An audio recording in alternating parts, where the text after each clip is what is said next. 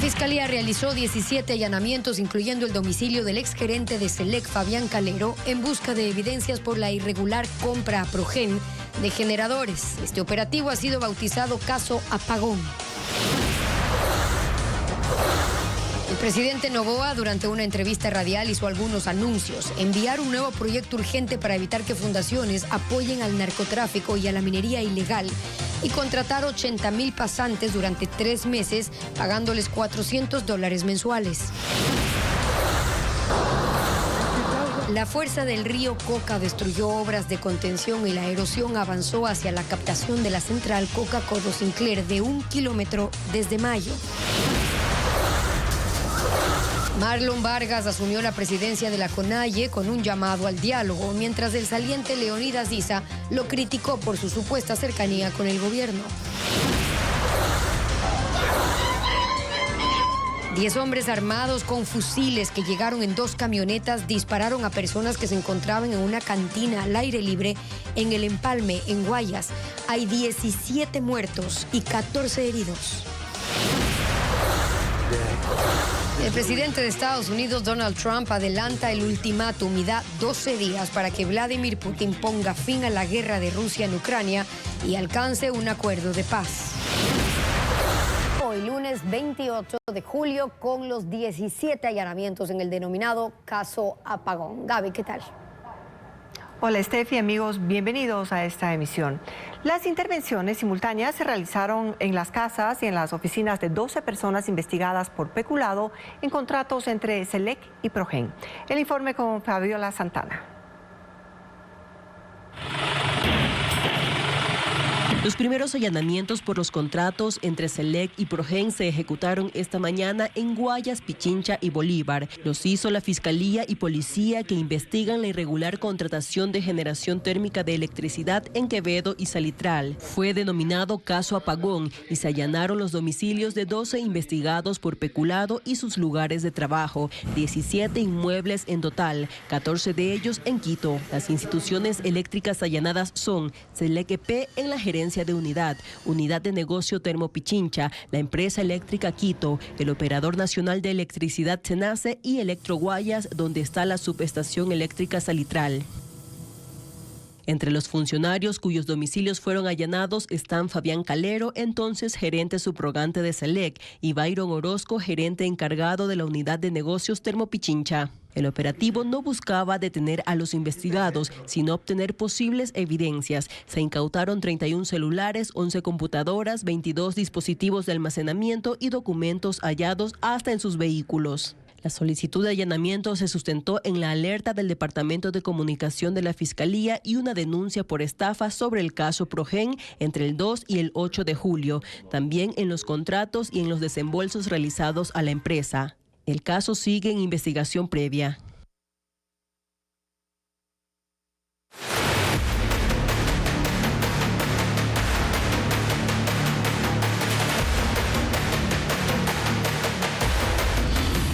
Burocracia. ¿Y cuál es el ahorro? El gobierno reabrirá el programa Jóvenes en Acción para seleccionar a 80,000 pasantes, quienes recibirán un salario mensual entre noviembre y enero. Esta iniciativa de carácter temporal destinará a los jóvenes a trabajos de mantenimiento vial y actividades de vinculación social. ¿Cuánto invertirá el Estado en este plan? Hernán Higuera con el dato. El presidente Noboa, en entrevista radial, anunció que retoma el plan Jóvenes en Acción, que contratará 80,000 jóvenes para realizar pasantías. Recibirán $400 mensuales. En total, el Estado destinará 96 millones de dólares. Los interesados podrán inscribirse a partir del 5 de agosto. Deberán llenar un formulario y esperar ser seleccionados. Empezarán sus pasantías pagadas el 1 de noviembre hasta el 31 de enero. 80,000 jóvenes que van a recibir una capacitación primero en el mes de octubre y después van a tener una labor pagada por noviembre, diciembre y enero. Según el presidente, esto es parte de sus programas sociales que vinculan a jóvenes en áreas administrativas y de ejecución de planes y proyectos gubernamentales. Entrarán a los ministerios de Obras Públicas y de Inclusión Económica y Social. El programa Jóvenes en Acción ya tuvo una primera etapa en el 2024 con 80,000 pasantes de entre 18 y 29 años y estuvo dirigido a reforestación y conservación vial, coordinado por los Ministerios de Ambiente, Obras Públicas y Agricultura. Ese primer proceso duró 5 meses y costó 120 millones.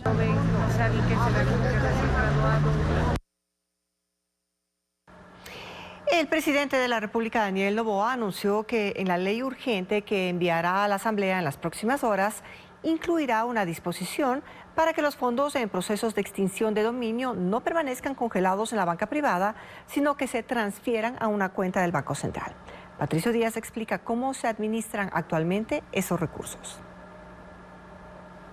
El presidente Daniel Noboa propondrá cambios en la ley de extinción de dominio. Según él, cuando se inicia un proceso por lavado de activos, los recursos no pueden quedar congelados en cuentas dentro del sistema bancario.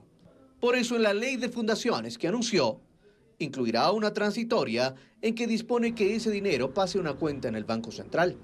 No puede ser que de repente incautas 50 millones de dólares de un narco y se quede en el mismo banco, sin control. Eso de ahí tiene que pasar al Banco Central hasta que pase pues la extinción de dominio o algún proceso judicial que tenga que suceder. De esa manera también puede haber mayor control. La extinción de dominio es un proceso judicial que se sigue contra el patrimonio que se presume tiene origen ilícito. Esto incluye dinero en cuentas bancarias. La primera etapa es una verificación. Con esos datos empieza luego la fase de investigación patrimonial, en la que el fiscal pide al juez la retención de las cuentas de las personas involucradas y hasta terceros relacionados. La ley prevé 6 meses para esta investigación, pero con ampliaciones puede superar el año. Luego llega la fase judicial en la que los recursos pasan a la administración de Inmobiliar. Catalina Carpio, experta en prevención de lavado de activos, dice que entre 2005 y 2010 la ley ya disponía que esos recursos pasen al Banco Central. Cuando había sentencias de lavado de activos que ratificaban inocencia, el Banco Central estaba obligado a devolver esos fondos, inclusive con intereses. Por eso es que el Banco Central tiene que ser muy cauto cuando administra esos bienes. Y dice que para ejecutar la norma debe revisarse con detalle el texto de la reforma para que no se vulnere ningún derecho. El presidente Noboa no dio más detalles sobre este cambio. El presidente Daniel Noboa anunció que hoy llegará a la Asamblea un nuevo proyecto de ley económica urgente, aunque no ahondó en detalles, sí adelantó que ese proyecto busca modificar el marco regulatorio con el que operan las fundaciones en el país. Que una nueva ley económica urgente iba a llegar a la Asamblea era algo que ya se conocía. Lo que no se sabía era cuándo y sobre qué. Hoy, en la tarde, el proyecto es la ley de fundaciones. En el Ecuador se usan fundaciones o organizaciones pues sin fines de lucro, ONGs internacionales, para ingresar dinero y desestabilizar el país. En Ecuador no hay una sola entidad que controle a las fundaciones, hay varias. Puede ser el SRI en lo relativo a tributación o el Ministerio del Ramo en el que la fundación se desenvuelva. Si es una entidad que ayuda a la escolaridad, por ejemplo, será el Ministerio de Educación. O si es una que se encargue de la desnutrición infantil, será el MIES. De hecho, el año anterior, la entonces ministra de Inclusión denunció ante la Fiscalía a 26 ONGs, es decir, organizaciones no gubernamentales, a las que se le había entregado más de $4 millones supuestamente para financiar sus proyectos. Que yo digo fundaciones de papel, fundaciones fantasmas que no tenían ni oficinas. Es que en Ecuador las fundaciones y las entidades sin fines de lucro en general tienen beneficios que no tiene una empresa con fines de lucro. Por ejemplo, cuentan con exenciones del pago del impuesto a la renta bajo ciertos requisitos. No están obligadas a repartir utilidades porque pueden reinvertir todo en su actividad. Pueden importar bienes con exención de impuestos. Se les permite recibir aportaciones y donaciones de cualquier sector, inclusive del exterior. USAID. Fue por eso que cuando el presidente de los Estados Unidos, Donald Trump, decidió cerrar la USAID, que era una fundación enorme, encargada de gestionar ayuda para otros países, más de un centenar de ONGs en Ecuador sintieron el impacto. Entre el 2023 y el 2024, la USAID entregó alrededor de $305 millones a fundaciones ecuatorianas. Existe una plataforma digital, el SUIOS, Sistema Unificado de Organizaciones Sociales, que registra más de 75.000 de estas entidades en todo el país. El presidente Noboa no ha informado aún qué tipo de cambios planea para la regulación vigente o cómo se llevará a cabo la depuración. El detalle se conocerá esta tarde, cuando el proyecto de ley sea entregado a la Asamblea Nacional. El presidente de los Estados Unidos, Donald Trump, adelanta el ultimátum a Vladimir Putin para que ponga fin a la guerra en Ucrania y alcance un acuerdo de paz. Trump había dado 50 días a Rusia, sin embargo, en una reciente intervención mencionó que no hay que esperar tanto y advirtió que el nuevo plazo vence en máximo 12 días a partir de hoy. Reporta Pedro Jiménez. La falta de avances en una negociación entre Rusia y Ucrania para poner fin a ya 3 años y 5 meses de guerra hace que aumente la presión por parte de Estados Unidos. A mediados de julio, el presidente Donald Trump le dio a Vladimir Putin 50 días para poner fin al conflicto. Hoy anunció que el plazo es mucho menor. Voy a dar un nuevo plazo de 10 o 12 días desde hoy. No hay razón para esperar. Cuando di 50 días quise ser generoso, pero no hemos visto progresos. La nueva postura estadounidense deja también sin piso a un posible encuentro de Trump con Vladimir Putin. Ya no estoy interesado en hablar, dijo Trump, que han conversado 4 o 5 veces y después de cada diálogo Rusia ha lanzado más ataques incluso contra Kiev, la capital de Ucrania. Ahora depende de Rusia. Las delegaciones oficiales se han reunido 3 veces para acordar intercambios de prisioneros, pero no hay un camino claro para un alto al fuego. Estados Unidos advierte que habrá más sanciones contra Rusia. A mediados de mes se habló de hasta un 100% de arancel a sus exportaciones y hay un proyecto bipartidista en el Congreso de Estados Unidos para sancionar a los países que compren gas y petróleo a Rusia. Además, la Unión Europea estableció la semana pasada el 18º paquete de castigos al régimen de Putin. Mientras que en lo militar, la OTAN y Estados Unidos tienen ya un acuerdo para el envío de cantidades masivas de equipo militar a Ucrania. La masacre en la parroquia Guayas del cantón El Empalme dejó 17 muertos y 14 heridos. Según la policía, 10 sicarios llegaron en 2 camionetas y se bajaron con fusiles y pistolas para atacar a las víctimas. Además, informaron que la matanza está vinculada con la guerra por el territorio entre las bandas delictivas, los choneros y los lobos. El ataque ocurrió aproximadamente a las 9 de la noche en un bar ubicado en el centro de la parroquia Las Guayas del cantón El Empalme. Según la policía, los atacantes llegaron en 2 vehículos. 2 camionetas con estos individuos fuertemente armados, quienes procedieron a disparar en este bar. Las personas nos supieron manifestar que aproximadamente unos 8 a 10 personas se bajaron de las camionetas. Armados con fusiles y pistolas. Armados con fusiles y pistolas. Las víctimas intentaban escapar en medio de la balacera. Al sitio llegaron luego decenas de personas buscando a sus familiares. Cabe indicar que el bar tiene un aspecto abierto, no es un bar que se encuentra cerrado. Esta masacre ocurrió en medio de las fiestas de parroquialización que se celebran desde hace 2 días. Testigos calculan que en el local estaban reunidas unas 50 personas. Según el mayor Óscar Valencia, jefe subrogante del distrito El Empalme, el ataque ocurre por una rivalidad entre las 2 bandas que operan en el sector, los choneros y los lobos. Añadió que las víctimas son colaterales, pues testigos declararon que los asesinos buscaban a un hombre que estuvo ahí más temprano.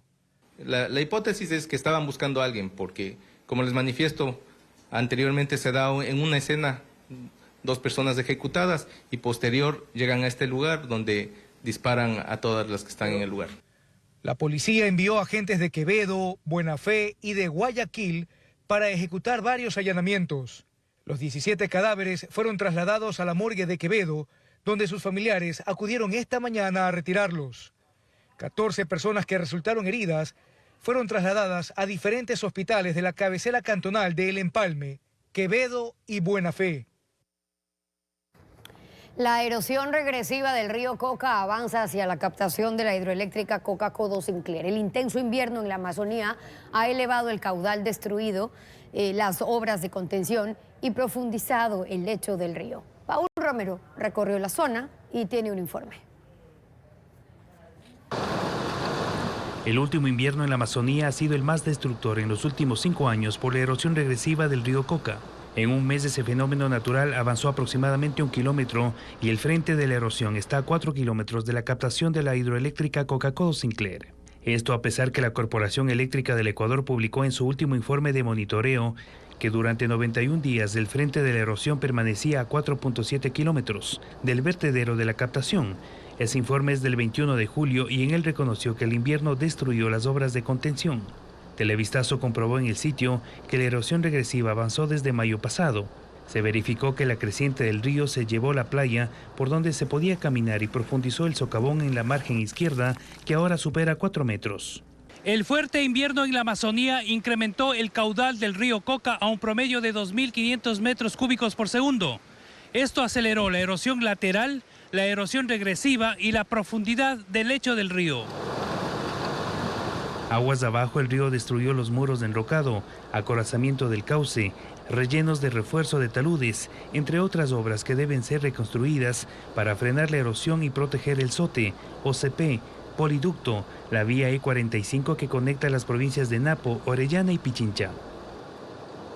El último invierno aceleró la erosión lateral del Coca y su afluente, el río Loco, que dejó al país 24 días sin producción petrolera e incomunicadas las poblaciones de San Luis y San Carlos entre Napo y Sucumbíos. El invierno no ha parado la construcción del dique permeable a 7 kilómetros de la captación. Es la obra más importante para la protección de la hidroeléctrica, pese a que la erosión la dejó atrás. Marlon Vargas y su nuevo Consejo de Gobierno asumieron hoy el liderazgo de la CONAIE. La transición administrativa se llevó a cabo en medio de discursos que evidenciaron la tensión entre las directivas entrantes y salientes. Francisco Garcés presenta las posturas. Marlon Vargas y Leonidas Issa se sentaron frente a frente durante la transición administrativa de la CONAIE, que se realiza antes de la entrega de mando. Issa acusó a la nueva directiva de acercarse al gobierno y Vargas respondió que sabe dialogar y que las discrepancias dentro de la CONAIE son por el estilo de liderazgo de su antecesor. Un escritorio puesto en el auditorio de la CONAIE separó al Consejo Político saliente y al entrante. Issa aseguró que en su mandato de 4 años ha sido calificado como radical porque no permitió la entrada de la derecha y representantes de los gobiernos a la CONAIE. Por eso llamó la atención a la dirigencia entrante. Me lamenta mucho que algunos miembros del Consejo de Gobierno entrante tienen directamente un vínculo con el Gobierno Nacional. Trabajadores de la Secretaría de Pueblos. Seguramente en 15 días tendrán ustedes el nombramiento. Pero debo decir con absoluta claridad de que son esa misma gente que ahora están de dirigentes, no permitieron que se registre los estatutos hace un año. No se deje sorprender por la gente que quiere cambiar de estrategia. ¿Cuál es la estrategia? Hay que dialogar. Marlon Vargas no tardó en responder. Él fue elegido, dijo, en una asamblea de la CONAIE dividida, que tomó 65 resoluciones para su mandato, pero todo en medio de discrepancias generadas por la división. Y adelantó que por eso será necesario dialogar sobre las decisiones de la asamblea. Han tratado de confundir que somos vendidos al gobierno o a los gobiernos de turno.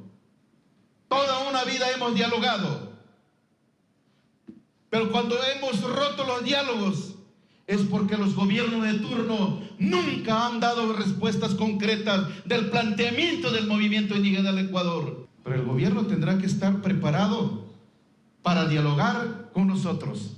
Si no están preparados, entonces que no opten por ese camino. Tras este mano a mano, el nuevo consejo pasó al escenario para la limpia de rigor con la cual se da inicio al nuevo mandato encabezado por Vargas. Esta vez mostró su voluntad de cambiar el estilo dirigencial y rever algunas de las últimas decisiones tomadas por la CONAIE, entre las cuales está la expulsión de 6 de los asambleístas de Pachacutic.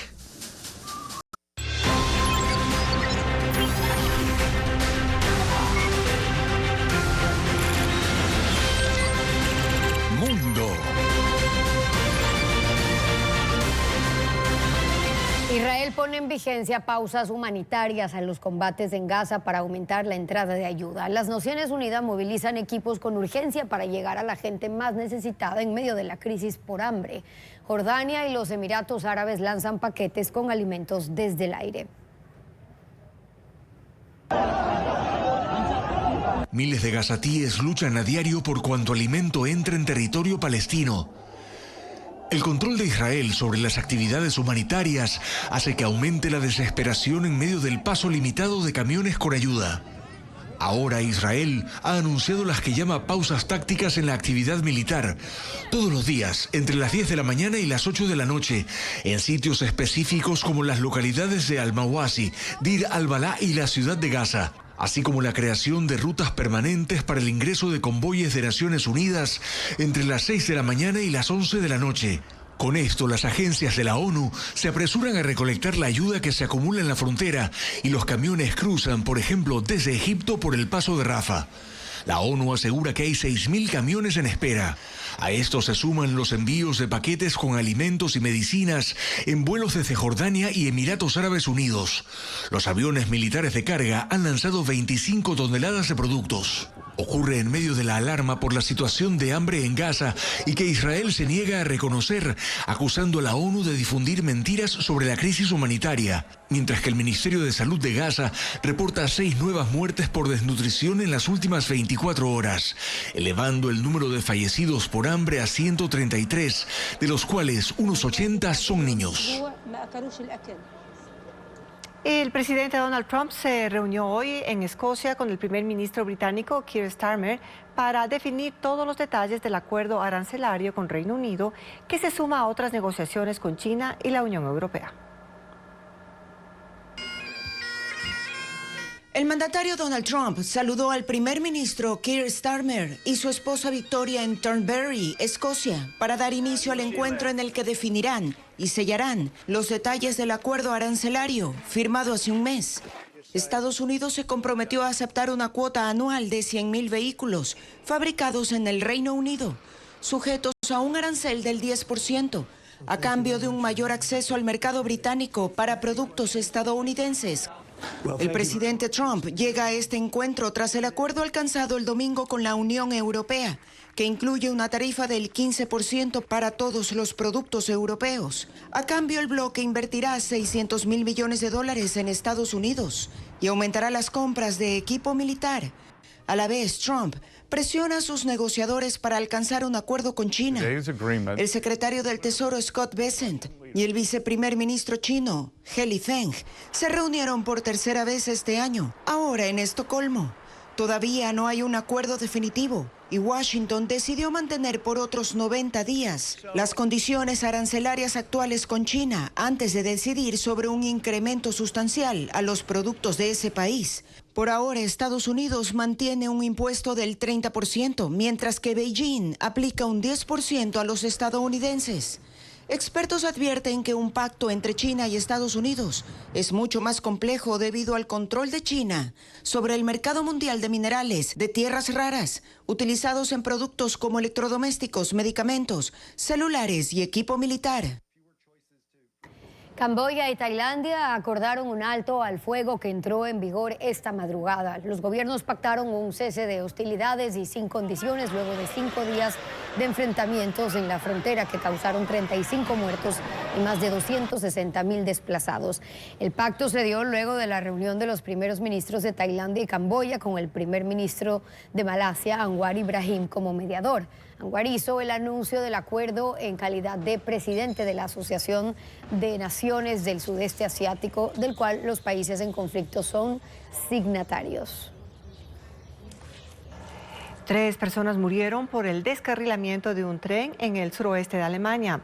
100 personas estaban a bordo cuando ocurrió el accidente en una zona boscosa cerca de la ciudad de Riedlingen, a unos 158 kilómetros de Múnich. Hasta ahora no existe información del número de heridos. La policía indicó que la causa del siniestro sigue bajo investigación.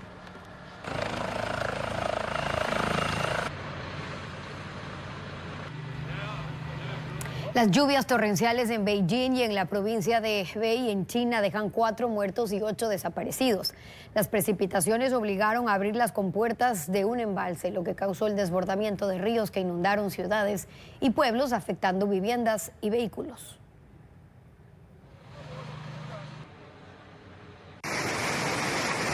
Las lluvias en Beijing y en regiones cercanas se intensificaron hoy, provocando inundaciones, la interrupción del suministro eléctrico para 20.000 usuarios y las comunicaciones. La situación más crítica ocurre en el embalse Miyun. Las compuertas se abrieron para liberar agua, lo que provocó una crecida inmediata del río Qingshui, que inundó pueblos y ciudades. En algunas áreas había autos y camiones flotando en carreteras, así como viviendas que quedaron parcialmente sumergidas. Los bomberos realizaron operaciones de rescate, evacuaron a 48 adultos mayores de un centro de atención en la localidad de Taishitun, cerca del embalse, y unas 4.400 personas fueron reubicadas. En la provincia de Hebei se reportan 4 muertes por un deslizamiento de tierra. Además, las autoridades reportan 8 desaparecidos. El Observatorio Meteorológico de China prevé que las lluvias continuarán durante los próximos 3 días. El Ministerio de Recursos Hídricos ha emitido avisos de inundaciones para 11 provincias debido a la crecida de ríos y torrentes que bajan desde las montañas. La ciudad de Tampa, en los Estados Unidos, alcanzó el récord de 37,8 grados Celsius por primera vez desde que se iniciaron los registros hace 135 años. El récord era de 37,2 grados Celsius, establecido por última vez el 26 de junio de 2020. La ciudad no suele alcanzar temperaturas tan altas debido a la brisa marina y a los fuertes vientos. Se espera que el calor continúe durante la semana y las temperaturas superen 43 grados Celsius. Tampa permanecerá en un nivel 4 de riesgo de calor extremo hasta el sábado. Desde este fin de semana se transmite en la televisión abierta de Ecuador una campaña oficial del gobierno de Estados Unidos que advierte sobre las consecuencias de ingresar de manera irregular a ese país. El mensaje que el gobierno estadounidense difunde en su territorio desde inicios de año fue elaborado por el Departamento de Seguridad Nacional y busca disuadir a los migrantes que planean viajar sin documentos. Soy Kristi Noem. La pieza audiovisual está protagonizada por Kristi Noem, actual secretaria de Seguridad Nacional de Estados Unidos, quien lanza una advertencia directa a quienes piensen ingresar de manera irregular a ese país. No entren a nuestro país ilegalmente. El viaje es peligroso y al final los atraparemos y los enviaremos de regreso. Este mensaje de 30 segundos se difunde desde este fin de semana en televisión abierta en Ecuador. Es una campaña oficial que forma parte de una estrategia del Departamento de Seguridad Nacional de Estados Unidos, que busca frenar la migración irregular desde América Latina. Además, insta a quienes ya se encuentran de forma indocumentada en territorio estadounidense a abandonar voluntariamente el país. Los inmigrantes ilegales pueden autodeportarse para evitar multas y encarcelamiento usando nuestra aplicación CBP Home. Esta campaña comenzó poco después de iniciar el segundo periodo de Donald Trump en la presidencia. Un video similar, aunque de 1 minuto de duración, fue difundido en la página web y redes sociales de esa secretaría estadounidense y se anticipaba que serían publicados en radio, televisión y medios digitales en varios países y regiones para llegar a los inmigrantes indocumentados. Otro país en el que ya se emitió es México. Este lunes, la Embajada de Estados Unidos en Ecuador también difundió un mensaje en redes sociales como Instagram, Facebook y X, con la leyenda "No lo intentes". En las publicaciones se advierte que cientos de ecuatorianos son deportados cada semana desde los Estados Unidos por vivir sin estatus migratorio legal. Según cifras de la Cancillería, de enero a junio de este año, cerca de 4.000 ecuatorianos fueron deportados desde ese país. 3 meses después de que una investigación revelara el grave estado ambiental del lago San Pablo en Otavalo, la situación sigue sin cambios significativos. Aunque una sentencia constitucional responsabilizó al municipio y ordenó medidas urgentes para frenar la contaminación, los vertidos continúan y 11 plantas de tratamiento siguen inoperativas. Su espejo de agua engaña, deslumbra a la distancia, pero está enfermo hasta las orillas. Así permanece el lago San Pablo, en Otavalo, 3 meses después de que una investigación de la Universidad Central del Ecuador revelara su deterioro y advirtiera sobre su alto nivel de contaminación. Cada hora, aproximadamente 68.000 litros de aguas servidas se descargan en el lago. Y aunque un juez constitucional declaró la responsabilidad directa del municipio, las acciones concretas para su recuperación son mínimas. Tras el informe de Televistazo, emitido en abril, el Cabildo reemplazó las bombas dañadas de succión de aguas residuales en la estación de transferencia de la comunidad Pucará de Velázquez. Pero alrededor aún permanece un estanque con agua contaminada, cargada de heces y rastros de la remoción de desperdicios. Sacaron todo el agua que estaba almacenada ahí, agua sucia, y tuvieron que botar a la laguna. Es por eso que se mantiene todo ese olor y todo el agua que está contaminado. Esta semana, 3 de las 14 plantas de tratamiento que rodean el lago fueron repotenciadas y puestas en funcionamiento, luego de estar al menos un año apagadas. Pero las otras 11 podrían tardar hasta 3 años en volver a operar. Se requiere $2 millones para hacer una repotenciación que garantice el funcionamiento entre 4, 5 y hasta 6 años hacia el futuro. Para esto, según el Cabildo, se ejecutó una reforma presupuestaria que permitirá invertir cerca de $600.000 este año. El resto de recursos será contemplado en el presupuesto de 2026 y además gestionarán un crédito ante el Banco de Desarrollo del Ecuador. Mientras tanto, los residuos de estas infraestructuras, como las de Araque y Gualacata, son desviadas al sistema de alcantarillado, que descarga en los ríos Quinde e Itambi, y estos desembocan de nuevo en el lago. El municipio impulsó 2 mingas comunitarias, en las que se recogieron casi 2 toneladas de desechos sólidos. Mañana, en una segunda entrega, Televistazo revela que las aguas residuales que recibe el lago San Pablo también desatan una contaminación en cadena, alcanzando otras fuentes hídricas y comunidades de Imbabura. La ciudad china de Shanghái acoge la feria de inteligencia artificial más importante del país, con más de 800 empresas que presentan más de 3.000 productos innovadores. Los robots humanoides se destacan como las principales atracciones del evento.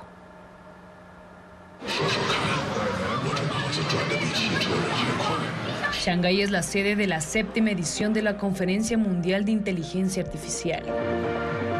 En ella, 800 empresas tecnológicas líderes en China presentan alrededor de 3.000 productos, entre ellos 60 robots inteligentes. La más llamativa es la de la compañía Unitree, líder en el sector de la robótica china. Expone combates de artes marciales y boxeo entre robots manejados por control remoto. Ese sistema es fundamental para establecer una base sólida de robots que en un futuro serán integrados en sectores que involucren tareas peligrosas y repetitivas. En la exposición hay androides vestidos con overoles de trabajo o cascos, vendedores de productos, jugadores de ajedrez, pianistas y perros robots que dan volteretas o llevan las compras. La empresa tecnológica Baidu anunció una nueva generación de tecnología de robots humanoides equipados con IA e inspirados en personas reales, que según la compañía son capaces de pensar, tomar decisiones y colaborar. Según los organizadores, esta cumbre, que finaliza mañana, cuenta con delegaciones de más de 50 países, consolidándose como una de las plataformas más relevantes para discutir el futuro de la inteligencia artificial.